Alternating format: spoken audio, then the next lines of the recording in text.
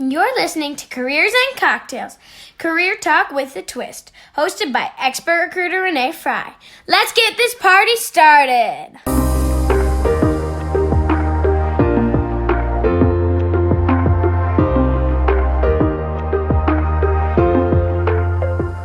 Hey party people, welcome to Careers and Cocktails. Today I'm thrilled to have Abby Ferri on. She is a safety consultant based in Minneapolis, Minnesota, hence the blue glasses that she's going to tell us all about later, and we've got some awesome safety gear.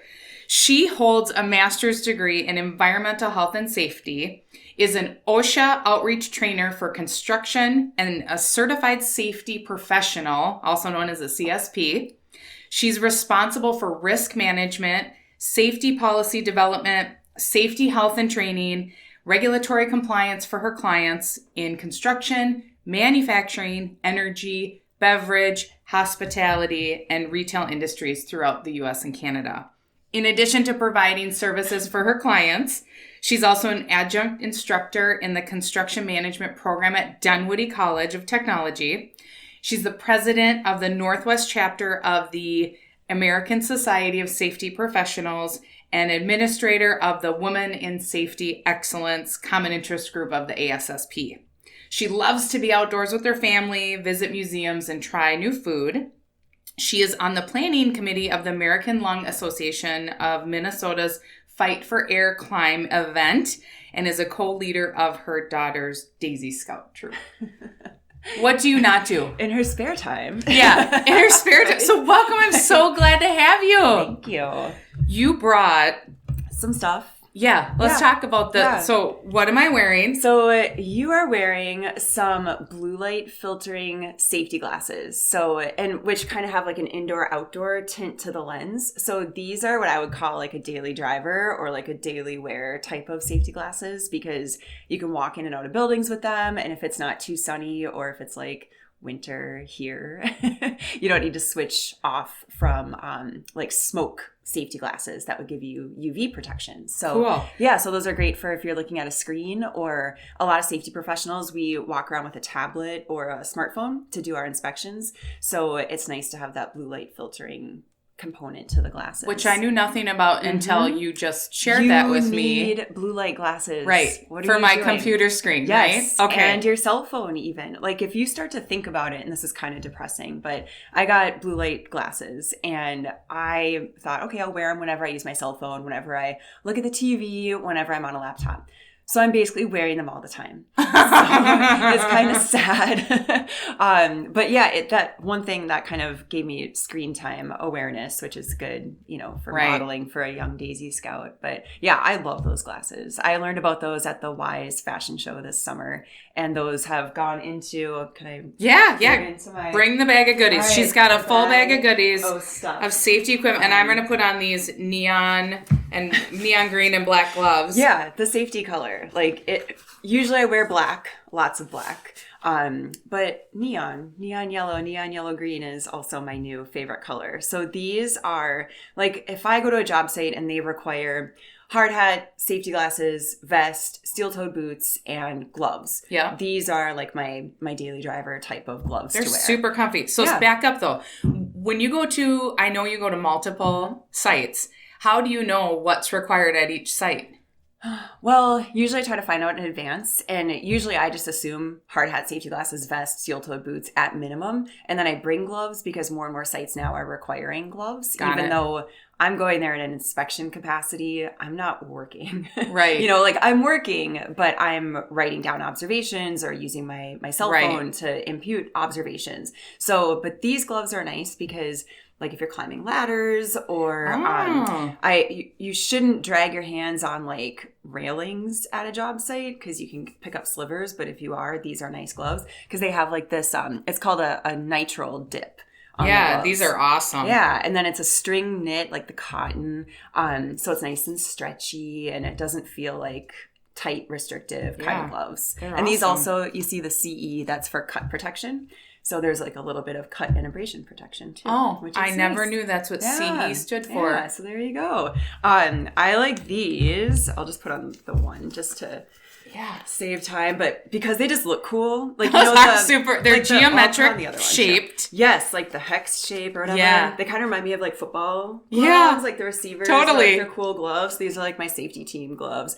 And then they have the what is this? The international symbol for touchscreen friendly gloves. Awesome. So I haven't tried that out too much yet because I just got these this summer. And now it's cold enough to have to wear, I just want to wear gloves at a job site. So I'm going to try, like the using the touch screen feature of these. These are what are called mechanics gloves. It's just like what you see mechanics wearing. Sure. Because they're nice and thin for dexterity. So I always look for that too with safety equipment. And they're just like cool. Right. They do look cool. So I like that. My other daily stuff that I'm usually wearing, whoops, don't touch the table. You're fine. So there's a local company. I know we're in Wisconsin, but over in Minnesota, there's this company called Ergodyne, and they have awesome safety equipment. And so they name their glasses after Norse gods and goddesses. And so I love it. So they named these Erda after a Norse goddess. So Awesome. These are the women's glasses, which you might think like, why do women need their own safety glasses? No, we need to look fashionable. Right? And your shoes are fashionable. Oh, I'll get to those. These are the men's version if you want to try those. Absolutely. So the difference is that they're a little bit smaller. Like the lens part is a little smaller, right. And women have higher cheekbones. So like if you smile or talk with those on, they kind of start to flip up a little bit. Yeah, totally. Yeah, and so then you don't have the safety protection for your eyes, which is why you're wearing them. So I like that the women's glasses that Ergodyne makes, they do bigger, and bigger is better to me with glasses, so that they rest more on your cheekbones, so that when you're talking and moving, that it's not going to flip up so much. Absolutely. And you got to protect your eyes. And biologically, men and women are different. Right? We all have eyes. But tell me, when did this start coming about, them making more fashionable or more women's fitted safety gear? Because I have to assume, you and I both know, it's a heavily dominated male industry. Yep. Well, in construction and even in safety, we call it now male populated, because not so much dominated, because we like to think the women, like, we're kind of dominating these fields too. So it's male populated. Okay. There's just more men in these industries, just because that's just how it is. And so now with just awareness, people like me that go and boldly approach companies like Ergodyne and just say, hey, what are you doing for women? And then they so start you to were part design. of the movement. Well, I mean, I don't want to give myself a ton of Come credit on. with that, but like, there's things like this. There's this vest from Radians. Can I just like stand up? Okay. Yeah. So this is my favorite vest. You go, I wouldn't girl. usually wear a sweater like this, but whatever, we'll go with it. So what is cool about this vest and what makes it for women? Is this yellow or neon again? I guess it's like yellow green. Okay. I don't know what's the Pantone color for it, but obnoxious right? is what obnoxious, it's called. Safe. Safe, not obnoxious. Safe is not obnoxious. So what's cool about this is that it's long. So it covers your butt. Because usually if you're going for a larger safety vest, sometimes people have more curves than I do, like the vests just get wider. They don't get longer. Right. So what's cool about this is that it's a women's cut vest in that it's longer. And also on the inside, it's got ways that you can make it dart in a little bit. Oh, that's too, cool. Yeah, because it's like tapered around your waist, and then it's not just hanging to grab onto something. Exactly. Safety, right? Like Absolutely. You don't want to just have a bunch of material that could catch on things. The other cool thing about this vest, I love the zipper. It's very sturdy. Most safety vests, they end kind of down here. So all this real estate is uncovered. And so it can create some awkward moments sometimes. Like a safety vest might kind of shift one side to the other. And for women, we don't like that. No. So higher the better, I think. For just more coverage and less awkward moments. Also, most safety vests that you find have a pocket up on the top for pens. No one's really using pens anymore. Or for your cell phone. And me, if I bend, my cell phone has fallen out of my pocket. I bet. And also, I just don't want more bulk like up top. So just tiny little design features. Just make it longer, make it come up higher. Yeah. Ta-da! It's a better vest. It. And I just remember wearing this vest in the Wise Fashion Show 2 summers ago. And or no, it wasn't me that wore it. Excuse me. I wanted this vest. I saw someone else wearing it. People gasped. They saw the vest. She turned around. We saw it was long, and we were like, what? Right. It's just, I mean, it doesn't take much. It's the little things. Yeah. Well, and when you're in the job day in and day out, you get frustrated by it because it's not fitting right. And then you're not feeling as comfortable. Maybe you're not performing as well on the job then. This, enhances everything and just, what you're wearing, it's safe. Yes. And you can be the top performer you want to be. You nailed it. And that's one of the conversations we had at our Women's Workplace Safety Summit is that when PPE, this is called personal protective equipment, PPE for short, when PPE or apparel doesn't fit, like a lot of women have described, they look like they're in their dad's clothes. Right. It's like bulky, baggy, doesn't fit. And so there's a psychological impact to that you might not feel like that top performer, or you're perceived by others as that you don't know what you're doing. And so that's not well, and then cool. you look kind of sloppy when the clothes aren't fitting. You look, in my opinion, you would look sloppy. And then are people wondering how much you care about your role? But it's not the female's fault because they didn't have the fitted gear. Exactly. You get it. I get it. Thank you. So since we're on camera, I didn't really want to try on my safety helmet, but maybe I should. You should. Okay, right, so this is how I usually look. This looks like a rock climbing. This is serious. Yeah. This isn't the hard hat I've worn before. It's not your dad's hard hat. No, it's got a strap even. Yeah. So this, well, actually, it's those, or no, the blue light. Here we go. Here's usually how I would look. Okay. And so I get comments like, did you ride your bike here? Or are you going rock climbing later? And the answer is always no. I don't ride my bike to the job. I could, I guess. But this is the new look of head protection in safety and on construction sites, not just rock climbing. Right. Or towers. So there's people that are crazy and do these crazy jobs where they're climbing cell phone towers. Which I'm kind of admirable because I love heights. I wouldn't want to do the work, but I would just want to climb the tower to see the view. Yeah, right? And there's people, I shouldn't even say this, but people that do it for Instagram too, where they're not tower climbers. Illegally? Yes. Ooh. And that's been happening. Or climbing tower cranes to get those views or the Instagram videos. Yeah, it's kind of scary. And they're not wearing these. But the chin strap is so smart because I have a hard hat. My husband used to work in maintenance, and I have a hard hat because I was him one year for Halloween. But it's like, I wondered how they stayed on because just that little twisty thing in the back that created it to fit my head wasn't going to stay on if I fell over or something or leaned down. That's exactly why more companies are using the helmets. There's a company called a little company called Clark Construction. They're huge. They invested heavily in the safety helmets for their workers and even for subcontractors because they had a near incident where a worker fell. And people aren't falling from super high heights. They're falling from the same level or off the back end of a truck or trailer. And when you fall, that heavy part of your body is your head, and that goes backwards.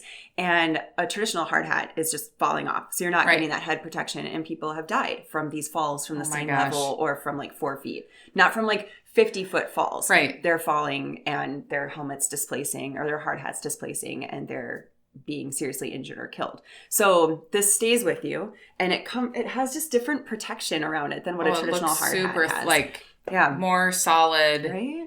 I like it. And I'm used to wearing the full brim hard hat and having that peripheral vision taken away. So I like that I feel like I'm a super safety person. I can see more things around me. Yeah. So I like it a lot. I'm fine with taking crap from people because I was always one of those early adopters of things. You know, I was the first person in my group to have an iPhone or, whatever, BlackBerry. You're a trailblazer. Yeah, I'm used to that. First person to have a Tesla. And right. in my group of friends, in my family. Yeah. Which is how we met. Abby and I met through the Tesla group on Facebook, which then we became pals and just been super fun to get to know you. Yes, and I dragged you into safety stuff. Yes, you did, which is great because we've recruited for it and it's awesome. So what are we drinking today? So it's something that I've never had before. Well, let's crack this baby open. Yeah. Hand me yours. Whenever I come to Wisconsin for work, I Are think you from of beer. Wisconsin? I'm from Wisconsin. I'm from Superior, which I usually don't tell people because Why? sometimes it's embarrassing. People think Superior is kind of icky. I don't know if they still have the most bars per capita. Oh God, they but probably at one do. time But hey, they did. So shout out to the Anchor and all the Tower Avenue. I've been there. Bars. Oh yeah. How about we all? So I thought of when you said what should be our drink because this is Careers and Cocktails. I think of beer because I've worked in the brewing industry as a safety professional, and I just like beer because I'm a Wisconsin girl. Right. So when I think of Wisconsin, I think of when I come here, I can get New Glarus because Absolutely. you can't get New Glarus anywhere else legally. So wow, I know. I think there's been stores in Minnesota that have had like a cease and desist because they were selling New Glarus. Yeah. Oh my gosh. I mean, maybe just like inside the border in Woodbury, but still, we won't name names. So I was looking at their beer list on their website, and I saw this beer that I had never heard about before, and it's called Two Women Lager. And I'm a fan of lagers because it's a little lighter. What is this ABV? I don't even know what it is in here.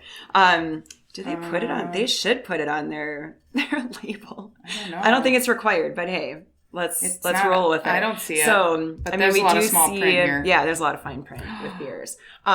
So I saw this and I'm like, well, we're two women doing a podcast. Yes. And then we both went down a rabbit hole. I know you learned some new things about New Glarus. Yeah. So cheers to Two Women Lager. Mm-hmm. Oh, I like that. Oh, that's good. That's a nice, that could be an all-day drinking beer. It's super refreshing, too. Yeah. So we were doing some research on New Glarus, and New Glarus is one of my favorite as well. And I have to get down to the brewery, but same. So we're going to go back. We're going to give you a history lesson. Yes. So 4,000 years before Christ, and I'm like, can you calculate that? Sumerian women created the divine drink of beer. So beer was created by women. Viking women brewed in Norse society. So European alewives were so successful as cottage brewers, they were taxed. Ugh.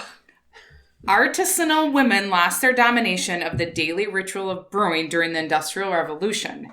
And today's brewing trade is populated by men. Male-populated. Yeah. Yes.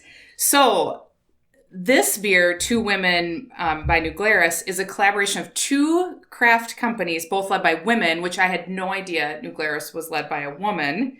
So it's from New Glarus Brewing and Wireman Malting, and they created it as a homage to these women who first established making beer.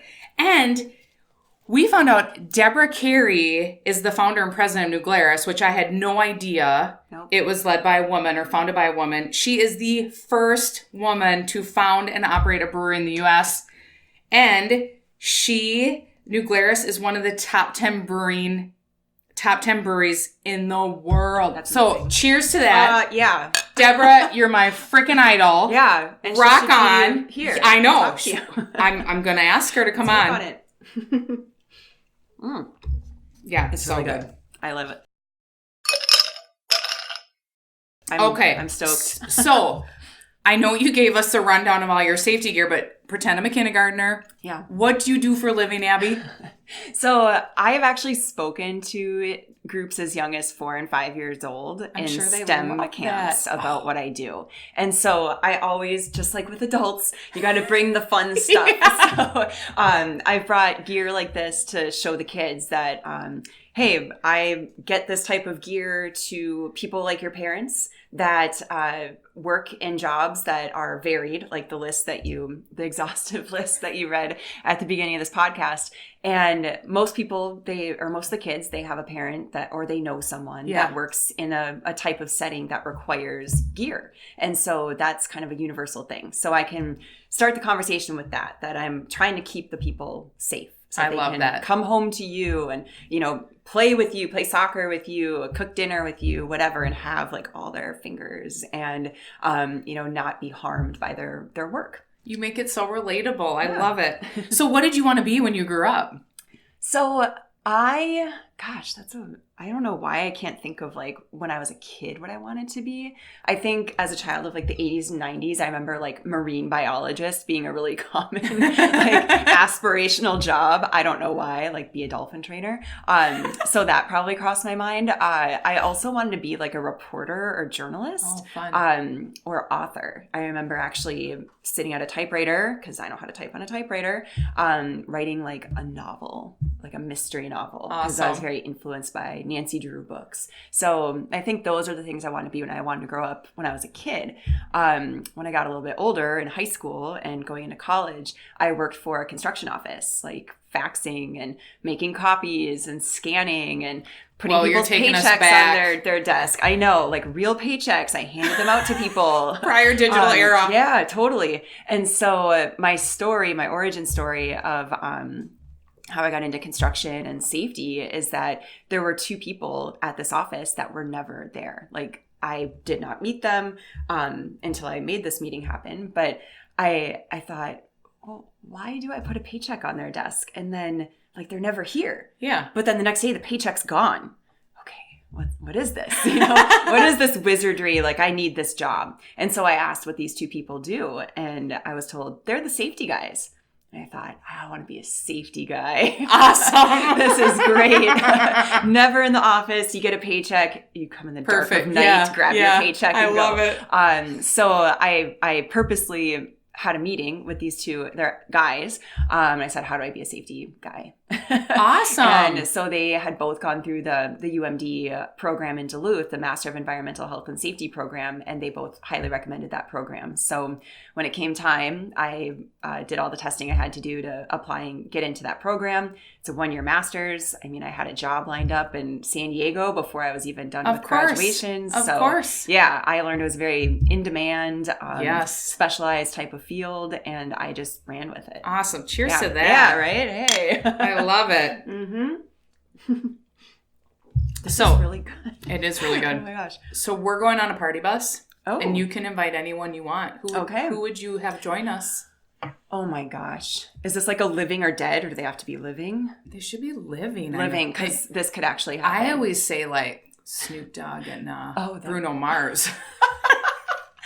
Oh my gosh. Bruno would compliment us the whole time. True. And serenade us. In song. And Snoop would bring way more fun than we could even handle. We won't go down that path in this podcast. Oh my goodness. And of course, I didn't think about this very well in advance. Who would I want? Elon Musk. Oh, yeah. We can bring Elon. Let's bring Elon. Do you think he talks? Yeah. What do you think he drinks?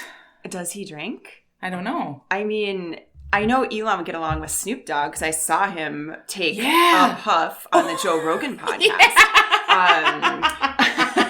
I did watch that. And actually, I saved that image of Elon with a joint on the podcast as a meme that I can just use for confusion, I think, or just convey general humor. So that was an iconic image. But Elon would be a good one. He would be a good one. And I think we would just get him to talk. We would. Get Elon Musk on a party bus in Wisconsin, like he's talking. He's talking. For equal and equitable representation, I would probably want to think of a woman I'd like to bring on board. Michelle Obama is a person I'd love to talk to. She would. Could you imagine? I can't imagine having a cocktail with her. No, I feel like. But I think she would loosen up because I think I've seen her dancing on TV before. Yeah, and she's got some good mom dance moves. That'd be one hell of a bus. Yeah. Elon Musk, Michelle Obama, Snoop Dogg, and Bruno Mars. We would have a ball. I love it. So, is there anything we can celebrate for you this week, Abby? This week? Oh my goodness. In general, what I celebrate every week is just workplace flexibility and the ability to walk my daughter to school and pick her up in the afternoon. In Minneapolis Public Schools, we have another day off this week. So I'll have Friday where I am going to just be doing the work from home and momming thing all simultaneously. Awesome. Well, cheers to workplace flexibility. I might have to grab some of these for Friday evening. You can take the rest of them with you today. Yes. So walk me through. Do you have is there anything different when you're being interviewed for a safety position? And are there anything specific that our listeners would want to hear about? So if they're a safety professional, like if say a safety specialist, they're going for a safety specialist job or a safety manager job. Yeah. So one of my big pieces of advice in general for job interviews is not to come off as super desperate. A lot of times I've seen candidates come across as like, they really need this job. And that may be like, people need work. I respect that. That's great. But also an interviewee has to realize they're in a power position too. And especially with safety, you need to get a snapshot. If you're not familiar with the company or their culture or have somehow interacted with them in the past, you have to get an idea of, do they really get it when it comes to safety? And if they don't, is it something that you would sign up for? To take on all that work of being like that culture shepherd, like for safety. Sure. Like, do you want to sign up for all that hard work? So getting a good gauge of their culture and just how they talk about safety. So I would ask things like, what was the last near miss that was investigated and what happened? And they might be like, what do you mean? We don't investigate near misses. So that would give you an idea of culture. Like, are they looking at that? Or are they very reactive? And just ask. Or another thing I like to do, it might be that journalism thing in me, is look at the OSHA website. So you can go to OSHA.gov and click on establishment search. And this is for anybody. This is public open source records. As long as the site isn't down, because sometimes that happens. Because nerds like me are overloading it maybe. But you can go to the establishment search and type in any entity in the U.S. and find out what their recent OSHA inspection history is. Oh, I had no idea. Yep. I'm going to do that with future clients. Yes, you should. Awesome. Yeah. And I tell people, because in the Dunwoody construction management program, these students want to go get jobs as like superintendents and project managers. And so I tell them, look up the OSHA history, because then you can get an idea of what does this company do about safety, or are they just getting a bunch of inspections? Right. Sometimes that happens because it's really high profile types of jobs. Or because OSHA inspects after serious injuries and fatalities, you see those inspections too. So there's a category that says accident or post-accident inspection. And so you'll see that as well. So if they're having a bunch of serious injuries or fatalities, that gives you an idea of what's going on. Yeah. Red flag. But you can work with it too. I mean, I love a good safety makeover. So I love it. I'm right. fine. Some companies do need that. Yeah. And that's where we've helped companies where they're trying to be more proactive with their safety programs versus reactive. And some people don't even know where to start. So they want to hire someone from the outside that has gone through that in the past to help elevate their safety program internally. But do they? Because then that's what the safety professional has to become good at with crafting what they want to ask the interviewers is getting, come up with some signature questions on how you would personally evaluate culture fit. Like, what are the deal breakers for a safety professional? Find out who the safety professional would report to. In the past, I've reported to like an HR person or a project manager, or I've just been kind of, the company was basically, we don't know what a safety person does, but we'd like you to be our safety person. And so then that was fine. That was literally my first job, is that they walked me to my desk and there was a stack of papers, no kidding, this high. And this is 2003. So we were still printing out our safety programs. And they said, well, here's your spot. Do what safety people do. And seriously? Yeah, but it was great. Because then I could just make up what safety people do. Right. And I decided, well, I want to learn more about this. And so we would get faxes from a local trade association. Get the fax machine buzzing, like, woohoo, news. And I would see, confined space safety, competent person. Sign me up, fax it back.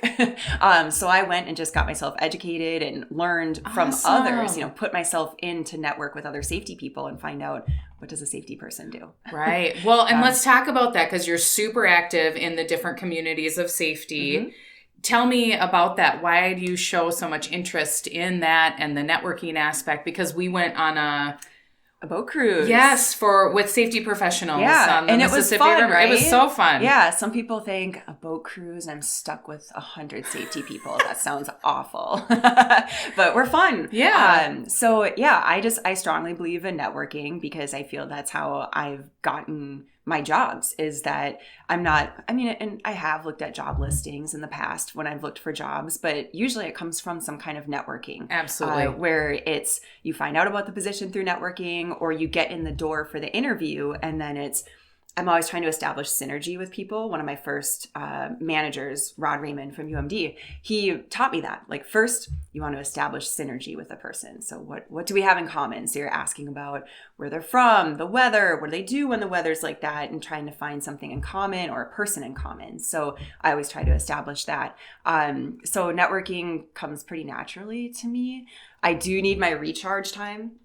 So if I'm out there networking with a bunch of people, I need some quiet time before I go back and do that again. It takes a lot. But I strongly suggest that people get out and network.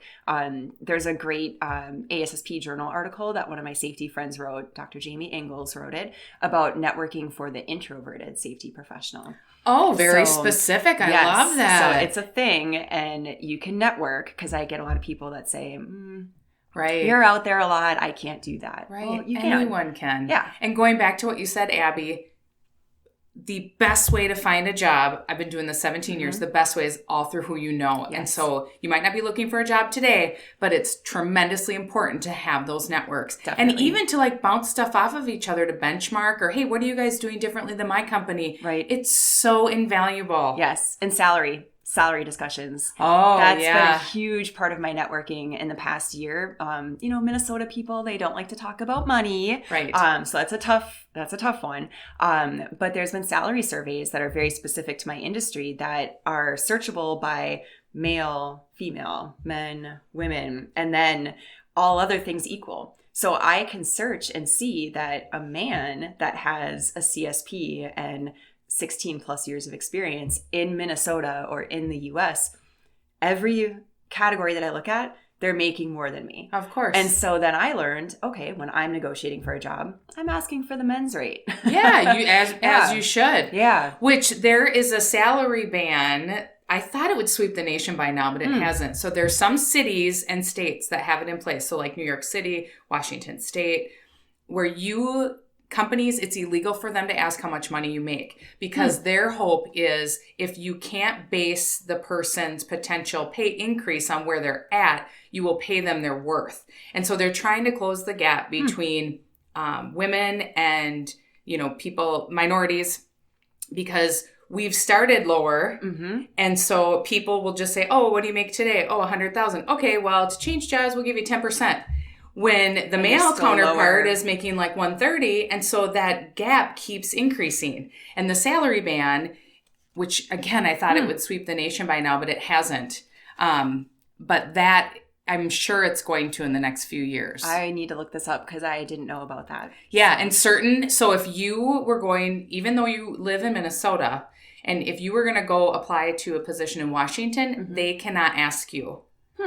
So you don't have to live in the state, but wherever state you're going to, they can't ask you. And then if you live in a state where there's a salary ban, or a city, because there's certain cities that have designated it, it's illegal for them to ask. That's interesting, because definitely as a college student leaving Minnesota and going to Southern California, I know that they got me at a discount. Oh, I'm sure. And it took several difficult conversations because there weren't any other safety people at my company. And that's what a lot of safety professionals find too. Who do you benchmark against internally? And then the cost of living difference is huge there.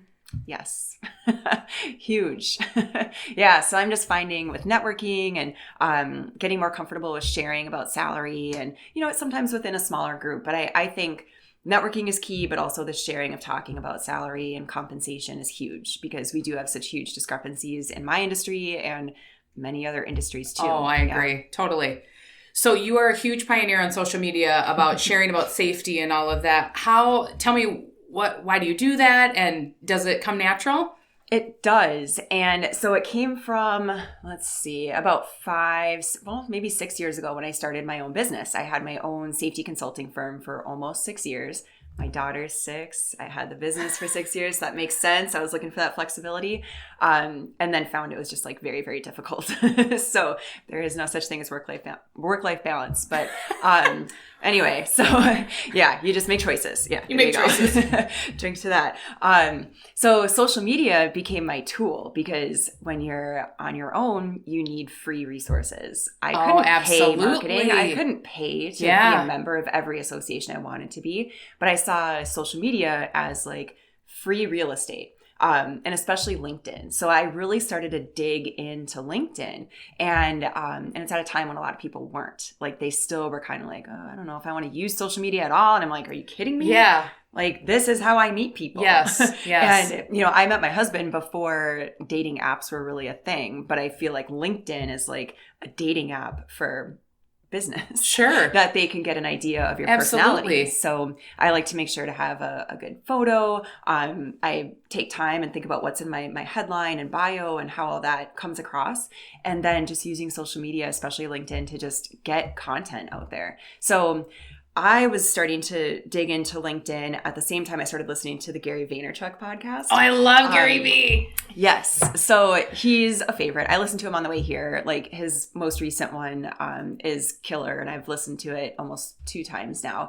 And he says a lot of the same stuff, but it's just, for me, it's reinforcement. Yeah. But it's also, he's like my pep talker, and he doesn't know it, but so I just love getting content from stuff outside of the safety industry. Absolutely. But for me, I want to provide content to people in the safety industry, because what I find on LinkedIn is that not a lot of people are posting content. Everyone else is just like scrolling and digesting the content. So I may as well be a creator of content. Absolutely. Yeah. So I love that. people started to take notice of that. And I've talked a lot to groups like ASSP and others about using social media for spreading safety messages. And so I put together my own like a visual of what I do. So everything starts with my my WordPress page. Like I'll write a blog post, and then I'll take small pieces of that blog post and it becomes LinkedIn status updates, or Facebook status updates, Twitter, now Instagram, and maybe soon TikTok. So I take those little pieces and put them, so I call WordPress my macro platform, it's bigger, and then those social media platforms are my micro platforms. Well, then Gary V published what's called the Gary V content model. Guess what? It's what Abby does. Oh my gosh! So that was like 2 years ago that he posted it on SlideShare. Yeah. And I look at it and I'm like, I was expecting to get, wowed. Like, I'm going to learn the Gary V content model and what he does. And then I was like, oh, I do that. That's because you're so smart. You're a smart gal. So then it turned into another blog post that I said, awesome. I already taught you this. And then I put the dates of when I spoke at different industry events. Oh my gosh, here's where that's I taught funny. you about this. And then of course linked to his stuff too, because it's on a whole other level. But right. Yeah. Well, he's got a lot of money behind him. So. Yeah. And that was something too that people would see my social media presence and think, oh, and plus I called my business the Ferri Group. And so people would think, oh, there's got to be a whole team behind these posts and this content. And it's like, nope, it's me. So social media allows you not to look bigger than you are, but it's just more efficient. You can get your messaging out there, and I'm not having to use like a gatekeeper. Well, cheers to you for being the trailblazer. Definitely. All right, let's talk about your profession and it being more male populated. Have you, I'm assuming you've experienced challenges, or how do you, as a female, approach when something's not right, or when you're experiencing different things in the workplace? Yeah, well, early in my career, a lot of it I just internalized. I just figured I chose to be in construction. It's going to be a tough industry. There's going to be some, things that occur.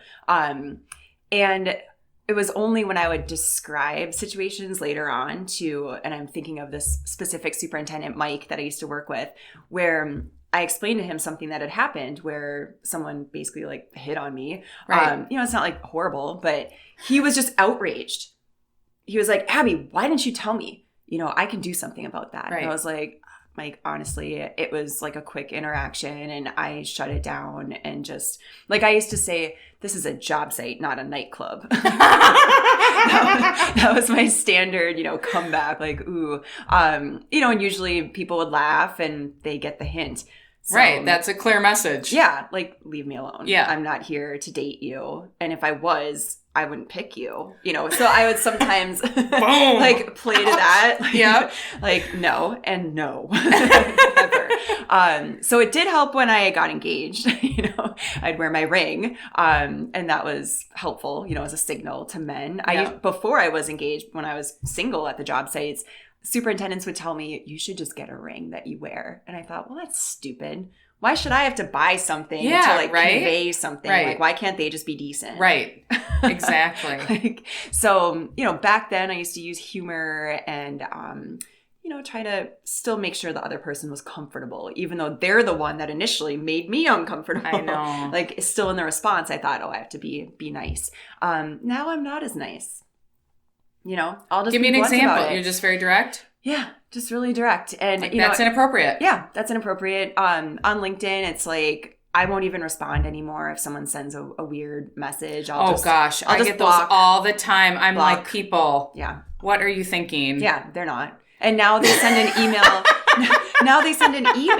And it says, this is so-and-so from LinkedIn. I wanted to email you. And it's like, what is sleazy. This? Yeah. So sometimes if it looks spammy, I'll often give the person the benefit of the doubt and say, hey, I think your account's been hacked. But if they double down and they're like, you're beautiful or whatever, it's like, okay, just block, move on. Because they're not going to get it. So so now I'm just more blunt about things. I love it. Yeah, because I feel like I owe it to people that are in the shoes that I was in, in 2003, first starting out. Like, shouldn't it be better for the younger women coming in than it was for me? Just like I look to women that have been in the field longer than me. Like, don't they want it to be better for me too? They do. So I want to keep, leaving things better for the next. Absolutely. So what is your biggest failure that you've had and how did you overcome it? Oh my gosh. I don't talk about it much. I don't know if it's so much about failure. We get people to share everything on this podcast. Oh my gosh. So I've been fired.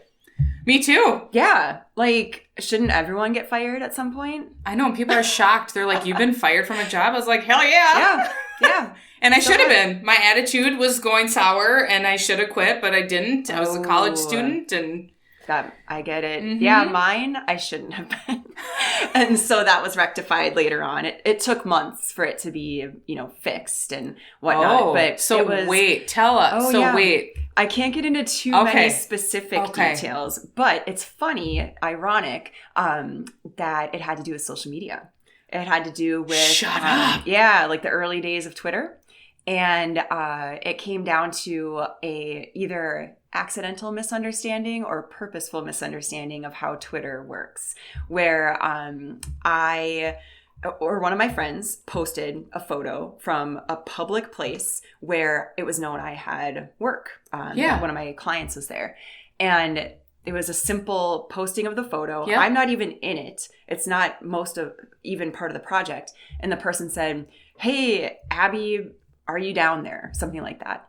And I was fired because it was posting pictures of a confidential client on social media. And I was like, but I didn't post that. Right.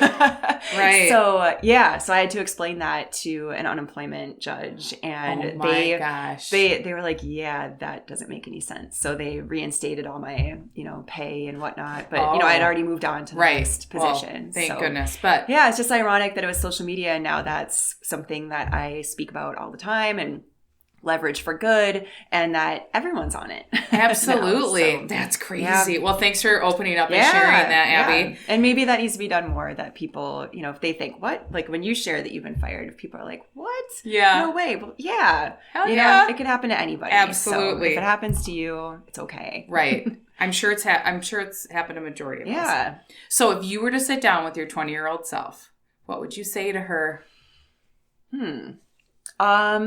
Gosh, at 20, I was in college and I was actually in my master's program. So I finished my undergrad in 3 years. Speedy. Yeah. So I didn't want to leave college after only 3 years. So I signed up for that master's in safety program to stay another year. So I was already looking at job opportunities and getting out of town. And so honestly, I don't know, I wouldn't tell myself something that would make me do things differently. Mm-hmm. I would maybe just say to myself to like, be you. Because I know sometimes at that age, many of us, especially women, you kind of have this chameleon kind of aspect to you, that it's like you want to conform so that you can do good, you know, like so you can get the job, or so you can date the guy, or you can have the friends, whatever.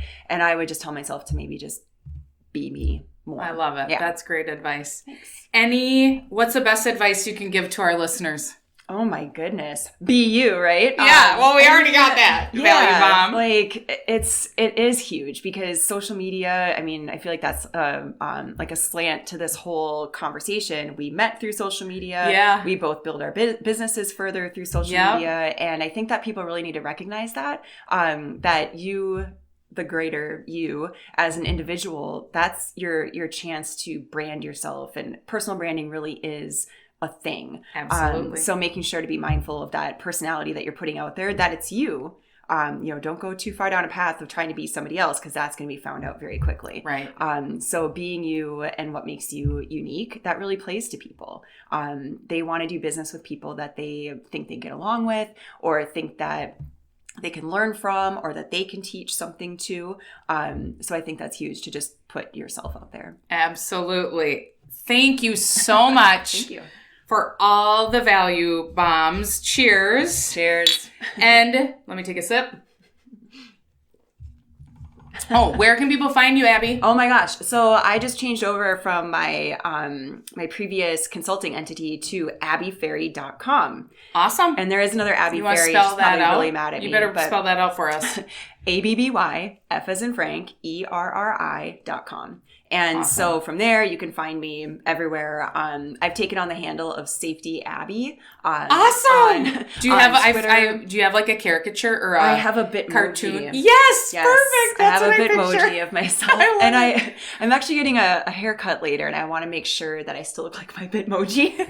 I don't know if that's weird. Can't you make a new but one? I could make a new one, but I just really like her hair, my hair, That's her hair. funny. So I want to maintain that look. But my professional social media handle has become Safety Abby. So that's Safety Abby on Twitter, Instagram, linkedin.com/in/Safety Abby. Facebook, I'm Safety Abby. I have a public person profile on there as well, where I share safety stuff. I think that's all of them. Awesome. Snapchat, Instagram, TikTok. I'm starting to get there. I haven't to try it. Tried it yet. I think my kids are on it. Have them teach you. Have them teach you, and then teach me. I will. Thank you. Awesome. So if you've liked this episode, please be sure to subscribe and click the bell so you don't miss an update. For all of you hiring leaders who want the secrets in hiring the best talent, you can go to careersandcocktails.com to download my free guide. And for all of you job seekers who hate your Mondays, it's time to love them. You can go the same place to find out where to purchase my book, I Hate Mondays. Cheers. Awesome. Cheers.